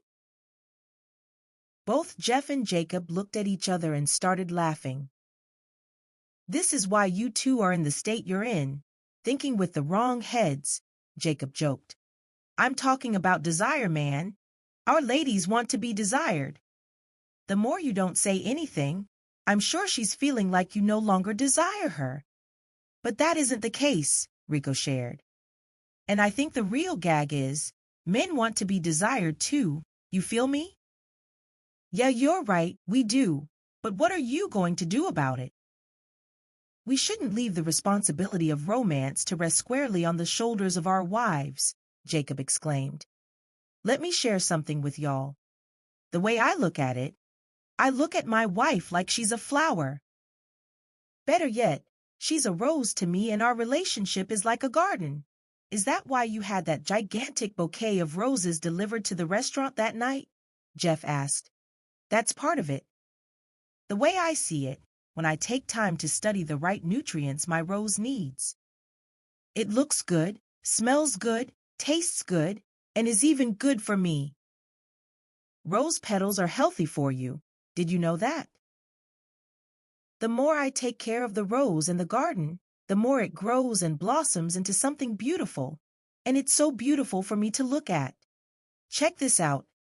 Have you ever noticed how some people's rose bushes transform yards into the talk of the neighborhood? Well, that's my aim. I want to shower my love onto Danielle so much. Everybody's talking about it. Yeah, but roses have thorns, and thorns can cut a brother. You are absolutely correct, my brother. I can assure you, while that's true, there's a way to handle the rose in a way the thorns shouldn't cut too deep. First of all, I learned a long time ago. I heard it from an old Persian proverb. He who wants a rose must respect the thorn. After all we've been through, I'm willing to take the good with the bad and outlove every part of her. And look, I'm going to give you this one for free. Think about a rosebud for a second. What does it remind you of? Both Jeff and Rico took a moment, standing there imagining a rosebud. That's deep, man. I may never be able to look at a rose the same way again, Rico said, blushing. It's a game changer, right? Jacob said, smiling. Well, it sounds like you and Danielle have it all figured out over there, Rico said. No, we don't. Even after almost 30 years, we're still learning new things about each other. I mean, for a long time, I was out to sea. You don't become a 4-star general in the Navy without sacrificing your family at some point, right? Sitting on top of the basketball, Jacob said. We've been through a lot. We've stuck through some real seasons of growing. How'd you handle being out to sea all that time and being away from your wife? Jeff asked. Knowing full well what he meant, Jacob answered. Let me put it to you like this. Any man can love 1,000 women, but only a real man can love one woman 1,000 ways. As a high-ranking official, and a handsome one at that, deployed for months at a time, let's just say, I wasn't always a real man. Whoa, your body count is in the thousands, Jeff asked. Of course not, idiot. I use that as an example, hoping you'd get the point, Jacob replied. I get the point, but listen, I want to go back to that rose conversation again, Rico said. Okay, what's on your mind, brother? Jacob asked. You mentioned you know how to tend to the rose to make it grow, right? I just Googled ways to make roses bloom. I want to see how you'd equate that to what you do in your relationship, Rico supposed. All right, let me hear what you found and let's see how I can school you, young Thundercats, Jacob said, laughing. Okay, the first thing this article says is, roses need at least 6 hours of sunlight per day. How do you translate that into your relationship? Oh, that's easy. What does the sun do? It rises, and you know what else? It never thanks the moon for showing up. Man, Jacob, stop playing, be serious, Rico said. All right, I was just playing, but if you think about it, that is true. Anyway, back to the question at hand. What does the sun do? It warms and gives off light. Before I can give her light, I have to spend some time with the light myself. At night, I pray to God for enlightenment. So every morning when I wake up and she's next to me, I make sure I start her day off by warming her up. I tell her how grateful I am we woke up next to each other. I tell her how much I love and appreciate her. I whisper in her ear and tell her how beautiful and sexy she is. And let me let you all in on a little secret. When I'm handling my business, I speak affirmations over her. I affirm her for being my lady and standing with me. I let her know I need her. I tell her she's God's finest. I position her in a way to set her day up with love and it literally lights her up. Thing is, it costs me nothing to do, but I get to gain everything from it. You do this every day? Jeff asked. Yeah, mostly. Seems like overkill to me. I mean, Stacy knows I love her. Yeah, I bet. The same way you thought Christy knew it too, right? I used to think the same way, but listen, women need assurance, and then reassurance, and then assurance again. It's like, assurance creates security within them, and they need that man. I used to be emotionally lazy and left my love for her up to chance. Not anymore. I'm telling you, this stuff works. Extending his fist out for a bump, Rico said. That's what's up. I can dig it, but the next one is water. Roses need a lot of water. What you got for that? Oh, I got plenty of water for her, and I'll let your imagination run wild with that one, Jacob said with a sly grin.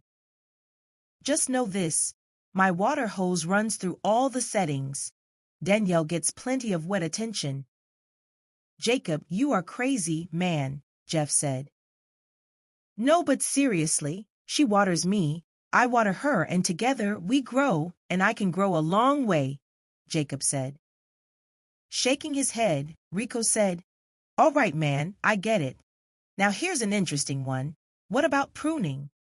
Taking a moment to gather his thoughts, clapping his hands, signaled he had a point to make. Okay, hear me out. As the gardener, it's my job to look out for the old and faded, right? If I do my job cultivating her growth, then surely there are some things she's going to outgrow. What no longer serves her has to go. What doesn't serve her doesn't serve me. In almost 30 years, do you know how many iterations of Danielle I've seen? Laughing to himself, Jacob admitted. Back in the day when I didn't understand this, it used to annoy me, like big time. Oh, but when I had to make a different choice about some things, I quickly started to embrace it. I mean, y'all know, we were teenagers when we got married. I'm sure you can imagine, we've had to make room for a lot of growth. As her man, plain and simple, I'm assigned to her growth. I'm here to bring the best out of her, to be who God's called her to be. But here's the thing, when I do that, she then, in turn, influences me to be the best man I can be. Listen, I couldn't have gotten here today without her. When we were young, I shared my dreams with her, and in return, she translated them into reality. And that comes from a lot of pruning. We're symbiotic over here, baby. Jeff, who hadn't added much to the conversation, shouted, And what about the fertilizer? All the mess that's involved. Well, Jeff, all the mess. Yeah, the fertilizer plays a significant role, and I added a lot of mess to our relationship. We now use whatever life is throwing at us as fertilizer, knowing it's making us both stronger. Standing up and tossing the basketball towards the backboard, Jacob said, We often hear about that grass being greener on the other side, correct? Well, that grass is green because, trust me, they use fertilizer, he said as he sank the shot. The military viewed me as an American hero, but for real, I was no hero, especially to the one who mattered the most.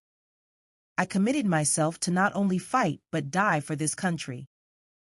However, I was not committed to my till death us do part commitment with Danielle. Sinking another shot, he said, I had a lot of growing up to do, and she made me realize that. Upon hearing some of Jacob's struggles, Jeff decided to open up a little and said, Hey, so I need to ask y'all about something.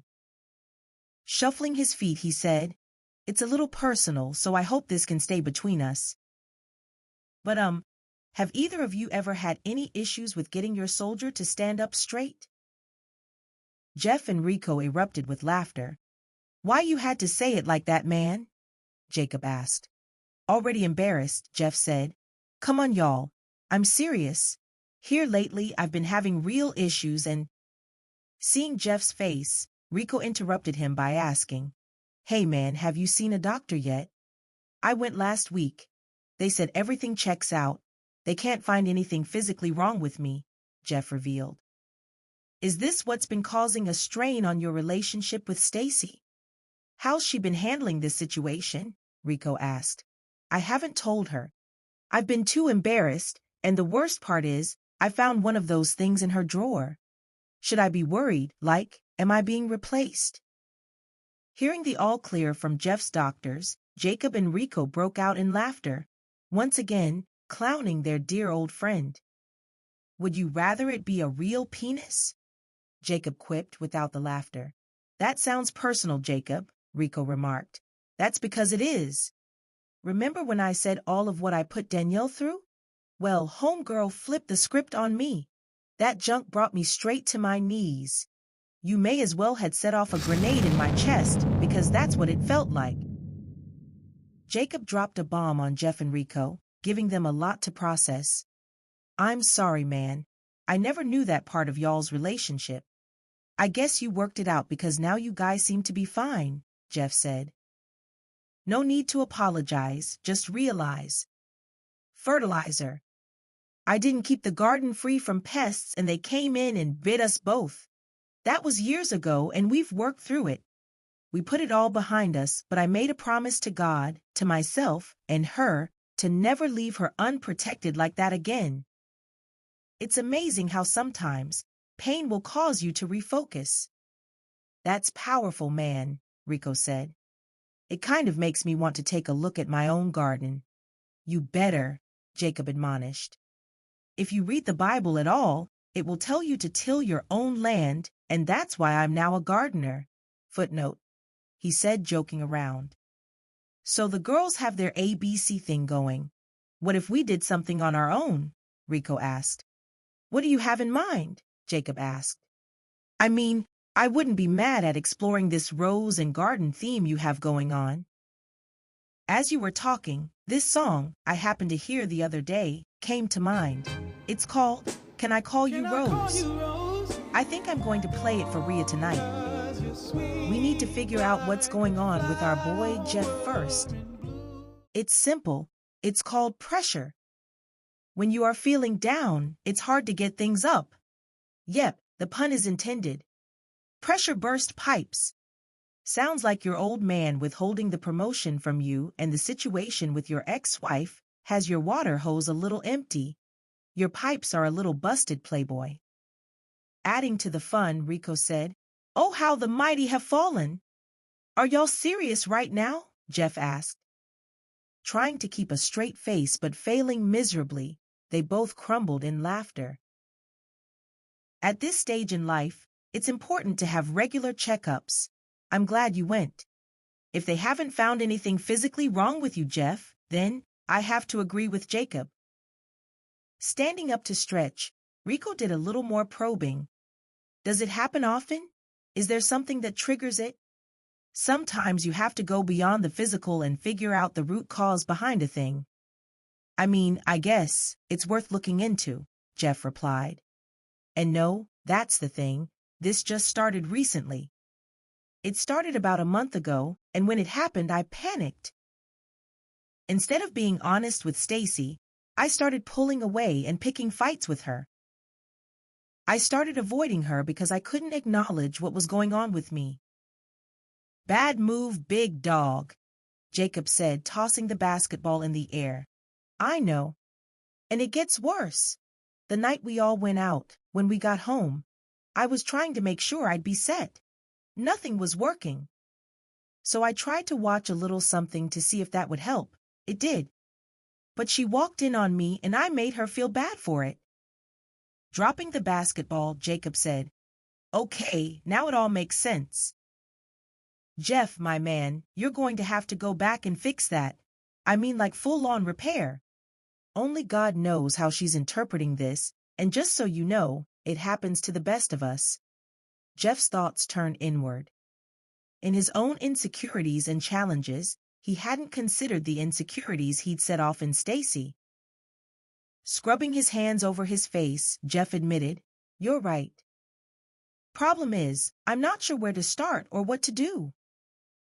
That leads me back to these roses, and what's our plan going to be? What are we going to do? Rico asked.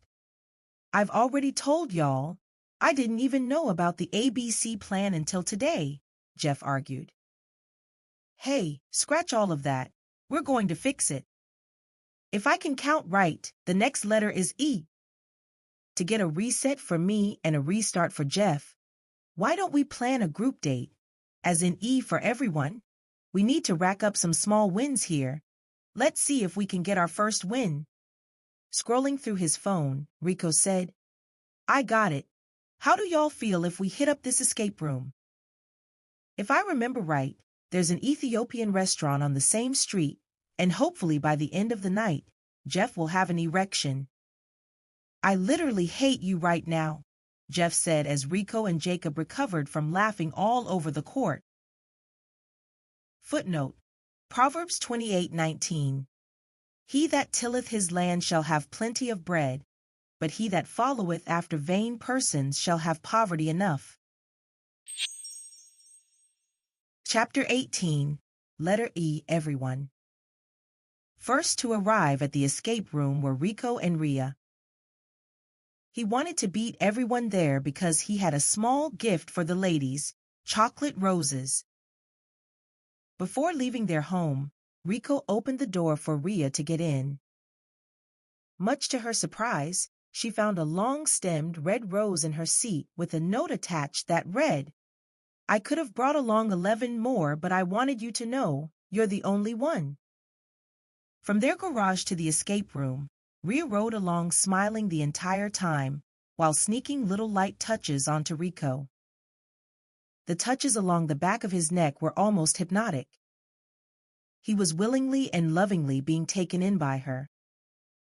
Standing on the sidewalk waiting for their friends, Rico reached in and stole a kiss on the lips from his wife. After playing basketball with the guys, Rico was determined to become the best gardener he could be. Walking up the sidewalk hand in hand, Jacob and Danielle smiled and waved as they noticed Rhea and Rico being flirty with one another. Hi, you two, Danielle yelled. As the couples were in close contact with each other, they all greeted one another with hugs. Reaching into his gift bag, Rico handed Danielle a chocolate rose and said, Thank you for being a sweet friend to my little rosebud, while grinning at Jacob. This is so nice, Rico. Thank you so much. This is too cute, Danielle said. Turning the corner, Jeff and Stacy appeared looking pleasant. No matter what they had going on in public, they always knew how to put on happy faces. There they go. Hi, friends, Rhea shouted in their direction. With the group all together, everyone greeted each other and Rico handed out his last token of appreciation. Stacy, here's a little something for you for being such a sweet friend to my beautiful rosebud. Looking over at Rhea, Stacy asked, Did you put him up to this? You're a rosebud now? No, not at all. I'm just as surprised as you, but he's right. I'm so thankful for all of you. And yes, apparently, I'm now a rose. Checking the time, Rico gathered everyone and asked, Who's ready to have some fun? Any of you ever do this before, or is this your first time trying one of these? The escape room experience would be a first for everyone except Stacy. Before we go in, are there any tips you can think of to help us out, Stacy? Rico asked. All I'll say is, check everything. Let's work together as a team. Communication is key, but most importantly, let's have fun, Stacy explained. Sounds a lot like relationships, Jacob said, laughing.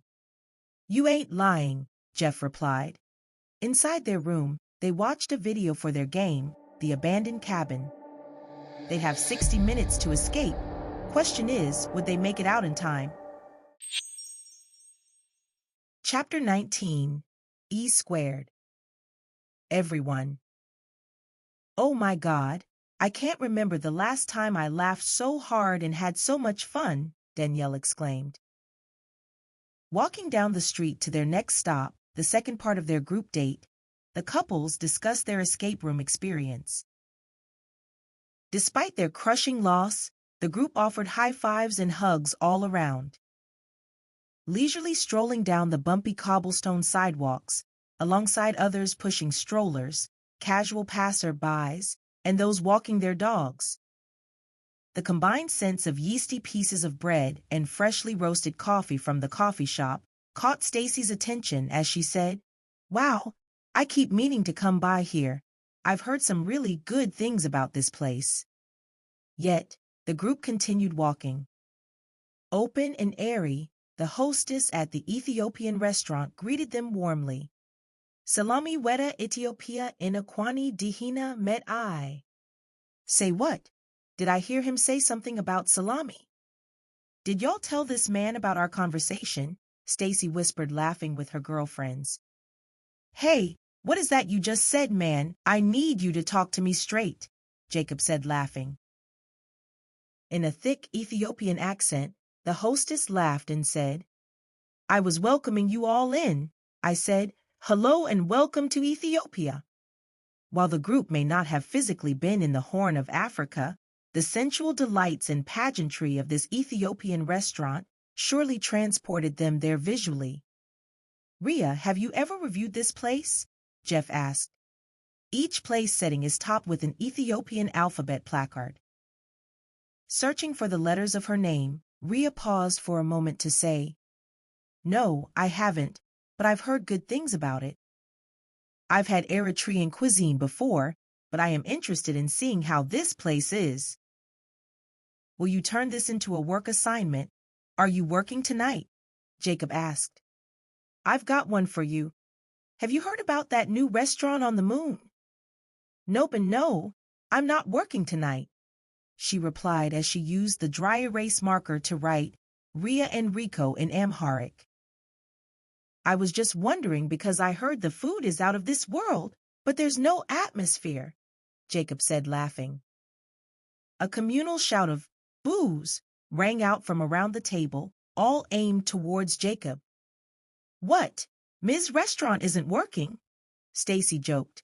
"Speaking of work, how's that been going? How's Fred? I haven't heard you mention him in a while." "Fred's fine, I guess. I'm not really sure. Since the accident, I haven't been taking any assignments. I will say, though, the last time I saw him, he didn't look that great."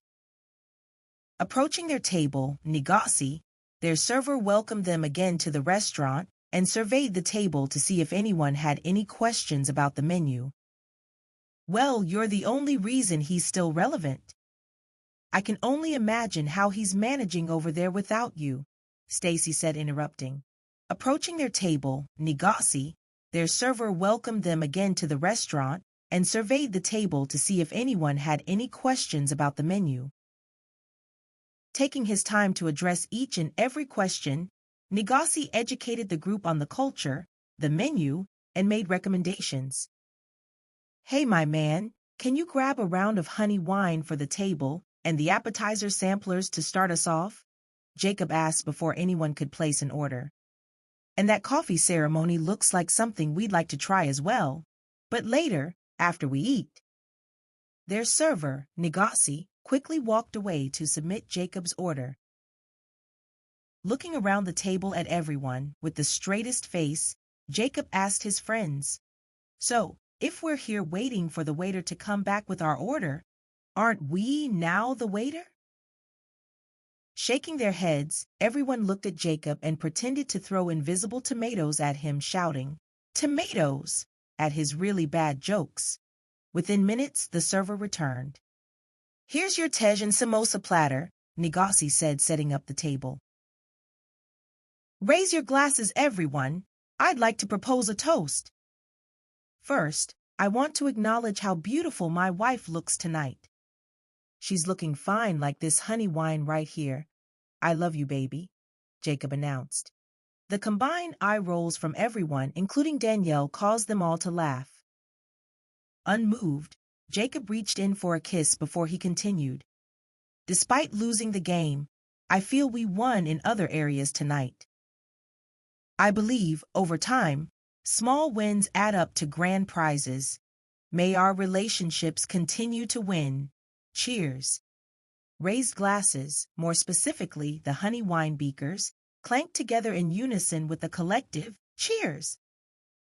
In waiting for their main courses to arrive, the couples discussed their escape room experience and engaged in a fascinating dialogue in how the experience is analogous to relationships. One after another, they each offered their takeaways. I feel like it showed. We have to think outside the box sometimes, and to advance, we may have to get out of our comfort zones, Rhea said. Chiming in, Danielle replied, Yeah, and to reach a common goal, there are times, unique situations require different solutions. To add to that, I'd say, we experienced a roller coaster of emotions. From start to finish, which definitely happens in relationships, there's peaks and valleys to this thing. I agree, and I took from it, the best chance at success is with a plan, Jacob added. At Jeff's turn, taking in a huge breath and releasing it slowly, he reached for Stacy's hand. It showed me, in the spirit of cooperation, success lies in working together, keeping each other informed, and communicating effectively. Wrapping his arm around Rhea's shoulders, Rico said, Mine is simple. Stay focused, and instead of counting minutes, make every minute count. Rounding out the discussion, Stacy closed it out by saying, In relationships, people always talk about the little things, and sometimes it really comes down to the little things. I say, watch out for them, and don't take yourself so seriously. It's okay to laugh and have fun, even in the midst of jacked-up situations. Fun can actually be a form of intimacy.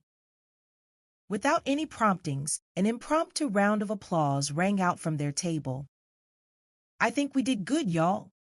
If we can walk away with this type of insight, I don't care what they say, we won, I tell ya, Jacob shared, pounding his fist onto the table. Wheeled-in carts approached their table, as Nagasi smiled, delivering their food. Everything looks and smells delicious, but I don't see any forks on the table, Jacob said, looking around. That's because you eat with your fingers, my friend, Nagasi said. I don't think I realized that, Jacob said under his breath. You use the injera to eat with, Jacob, Rhea advised. Both Rhea and Rico, as well as Danielle and Jacob, took turns feeding each other while exploring some of the dishes. Taking notice, Stacy couldn't understand how now she and Jeff were like the odd couple out. She didn't feel they should even be out with the other couples, given the rut they were in. It was clear the others had been putting in the work. She and Jeff had not. Observing the shift in her expressions, Rico sent Jeff a text message saying, Hey man, everything okay over there? Is Stacy all right? Jeff replied, I think so. She did get a little quiet. Rico texted back saying, I'm about to set you up for a layup. All you need to do is make the dunk. I see people over there dancing, and I'm loving this music. Why don't you and Stacy meet us over there? Jeff replied, Okay. I know we just ate, but do you feel like dancing, baby? Jeff asked. Sure, why not? Stacy replied. Seeing the other two couples get up, Danielle shouted, Hey, where y'all going? We're about to get in on some of these Ethiopian dance moves over here, Rico said, pointing. Well, don't leave us out. Come on, honey, Danielle said, dragging Jacob away from the table. When Rico booked the reservation, he didn't realize at a certain time, part of the restaurant turned into a dance hall atmosphere. However, it was a perfect addition to the evening. The combined experience, from the food to the hospitality, left them feeling like it was no longer just a place to eat, but more like a feeling of home. Between the strobe lights working the room and the paid dancers hired to keep the energy high, the couples turned their initial unrehearsed and unpolished movements into a collection of sultry humps and bumps.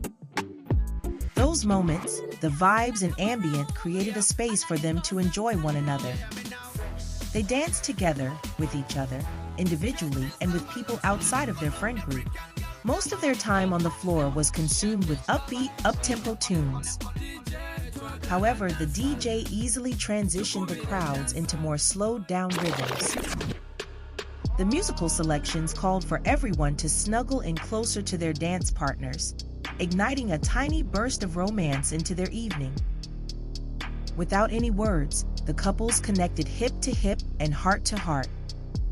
It didn't take long to see the spices in the food weren't the only things heating up. Rico's suggested move to the dance floor proved the most beneficial for Stacy and Jeff. In their nearly 10 years of marriage, their height differences began to have a different feeling to him. Standing a head and shoulder above her, he was starting to see how he was to cover and protect her. Blocking everyone and everything else out, swaying to the music, Jeff held Stacy tighter. Breathing her in, his breath tickled her ear as he shared, "I've missed you." Absorbing the full presence of the moment, enraptured by Stacy's acceptance, provided him with a much-needed win.